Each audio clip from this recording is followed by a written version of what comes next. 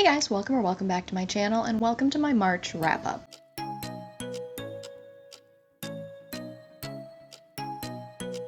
So like normal, I will pop a Storygraph graphic up so you guys can see, but in the month of March, I read 7 books for a total of 3,314 pages. My average rating was 3.71. It was pulled down a little bit by a couple of subpar reads, and I'll get into those. But yeah, let's just do a quick recap. So in March, I started off my reading with Dead Man's List by Karen Rose. You guys might have seen me talking about it on Instagram. Karen Rose is one of my all-time favorite romantic suspense authors. I have discussed her on this channel over and over again.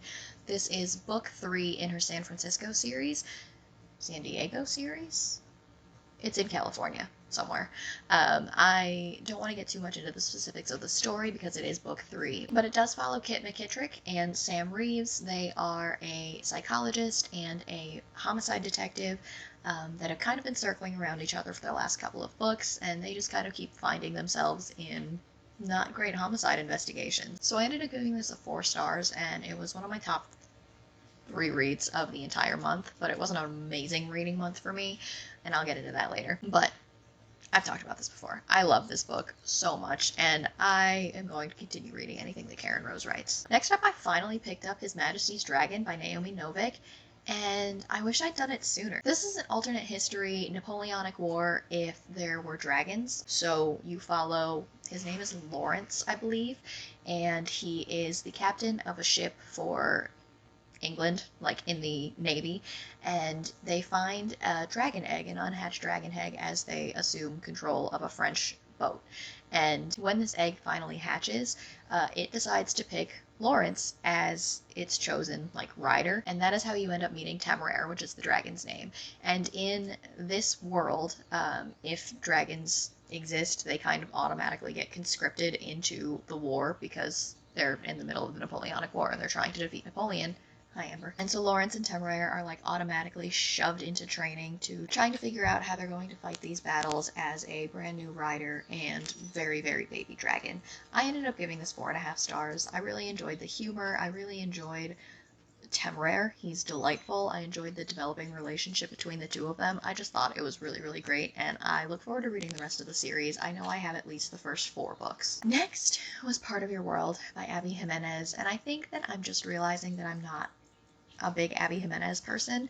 This is the second book that I've read by her. The first was the Happily Ever After playlist, and both of those ended up having massive miscommunication third act breakups, which is the worst thing in the world for me. The main characters of Part of Your World bothered the hell out. Okay, let me tell you what it's about. I don't even remember their names. It's kind of irrelevant.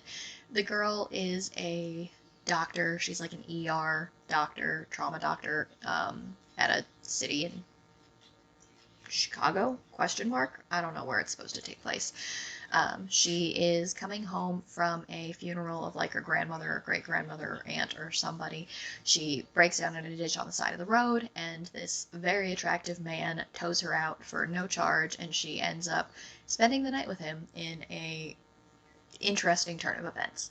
So she kind of just dips out in the night without actually saying anything to him, and they don't get each other's number, but they can't stop thinking about each other, obviously. And it turns out that she is from this family dynasty of doctors. They're like the Kennedys of, I don't know, medicine in the United States, whatever. But she continues sneaking down to this small town to hang out with him and make a place in his town with his friends. And she's kind of finally seeing what it's like to be able to have really good friends and really good family. She's in the midst of this terrible breakup with this awful man, and they still live in this house together. And if she had said any of these words to the guy that she's been sleeping with this entire time, the story would still have been fine, and we wouldn't have broken up for 6 weeks at the end of it needlessly. Listen, I hate that shit. If you are going to just not say something to somebody that could fix the problem. If she had not lied to him for the entirety of the 6 months of their relationship, then maybe this would have been better. But the ending pissed me off. I read the last 30% of it. Honestly, I just couldn't. It was 3.25 stars for me, and I felt the same way at the end of the Happily Ever After playlist as well. And I don't know. I don't think that Abby Jimenez is for me. What do I have? Just for the Summer still.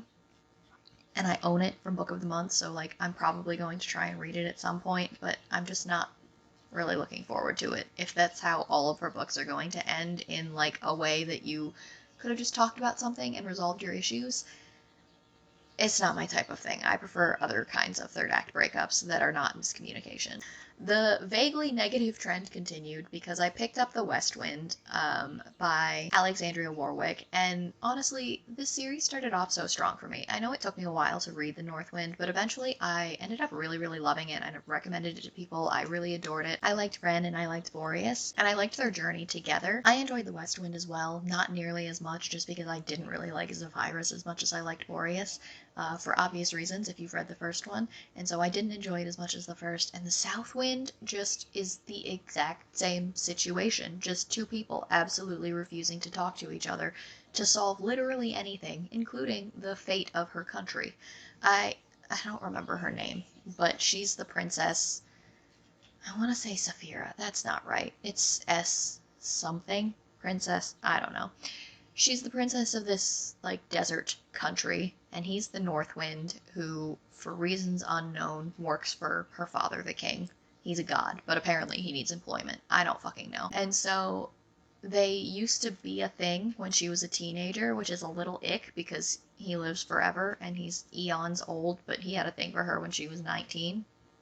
Do with that information what you will. And then he just leaves for no apparent reason.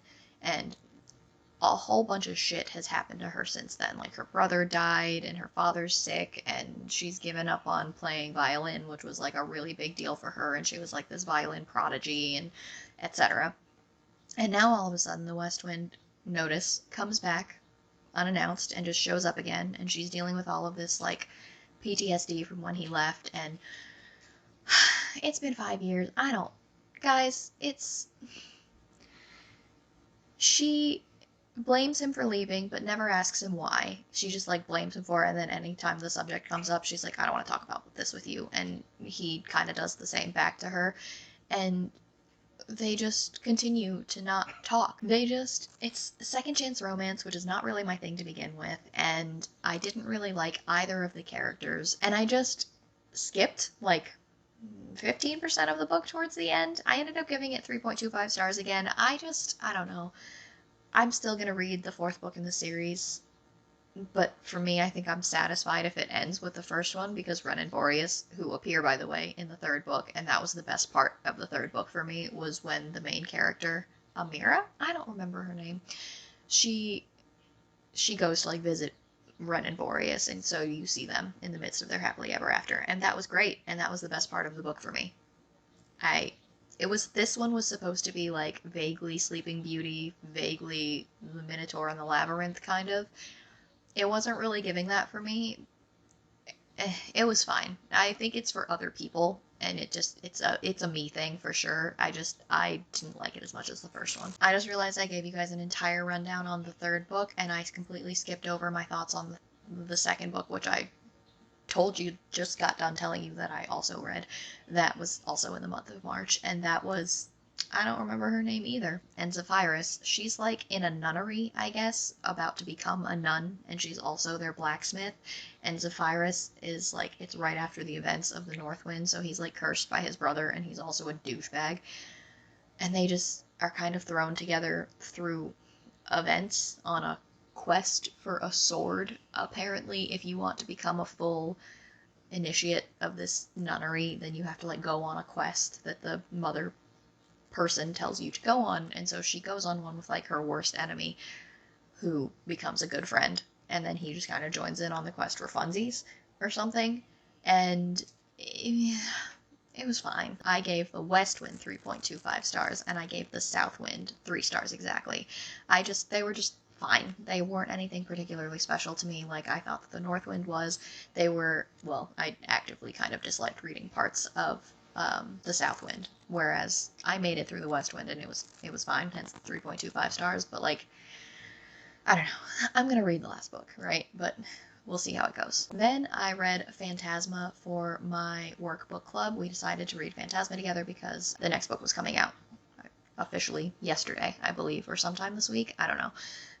So Phantasma, it's like New Orleans in like the 1900s, I want to say.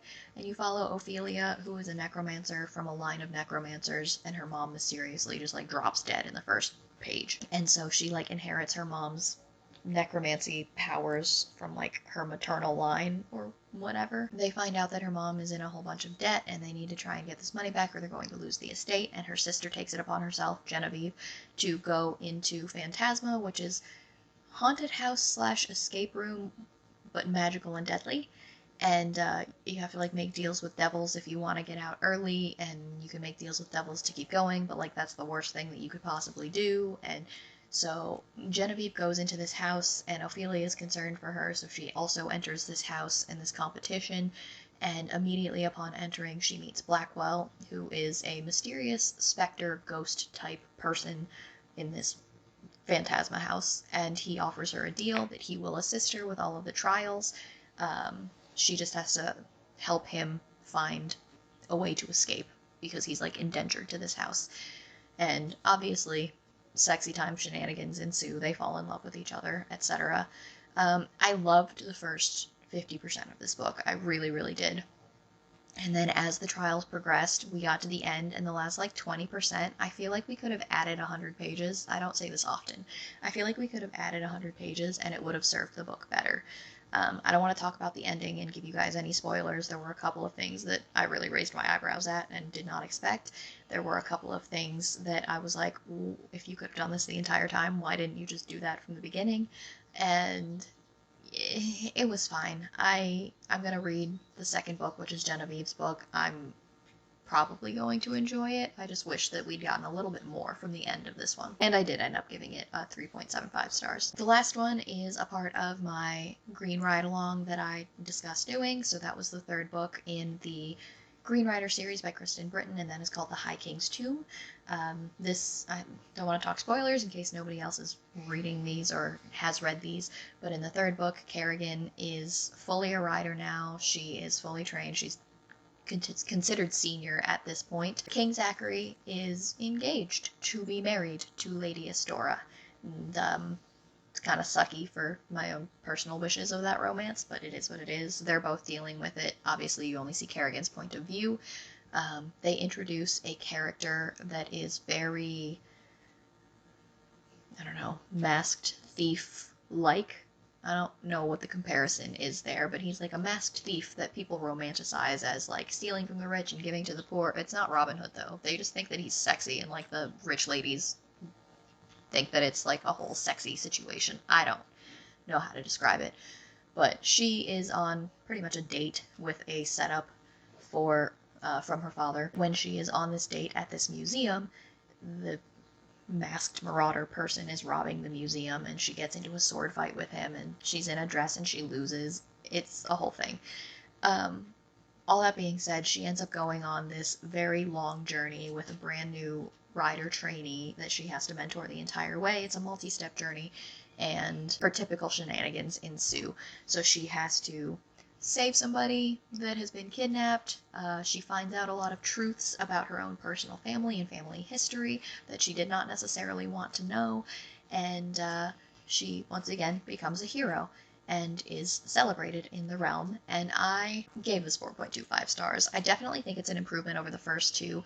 You see Kerrigan grow a lot as a character. You see her grow physically, mentally, and emotionally. She's really moving away from that teenage mentality that she's had in the last several books. She's like taking responsibility for herself and understanding that just because she's in love with Zachary, she can't necessarily have what she wants. It's not for the good of the realm, etc.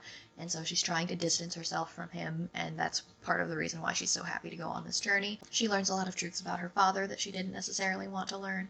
She is just doing the most, and we meet Grandmother, who is kind of the big bad of a lot of the future books. She's kind of the de facto leader of like the secret rebellion of like the, what is it, the old empire? I don't remember what they're called. And they're growing, and she has some really scary magic that she uses, and so you meet her for the first time. She's definitely an intimidating character for an old lady, and she's also a very big figure in the next book as well, Black Veil, which I've just started reading this month. So it was kind of light. I kind of put myself in a little bit of a reading slump with the meh West Wind and South Wind, and then Part of Your World being a contemporary romance that didn't really do it for me. So far, April is shaping up to be a decent month. I am enjoying the things that I'm reading immensely. I do need to give them ratings, but I'm having a great time, and that's everything that I read in March, guys. So I guess that's it for this one today. Don't forget to like, comment, and subscribe because it really helps out my channel. Down in the description box, you're going to see links to my Goodreads, my X, my Instagram, and my Story Graph in case you guys wanted to follow me on any of those. But I'll talk to you in my next one. Bye!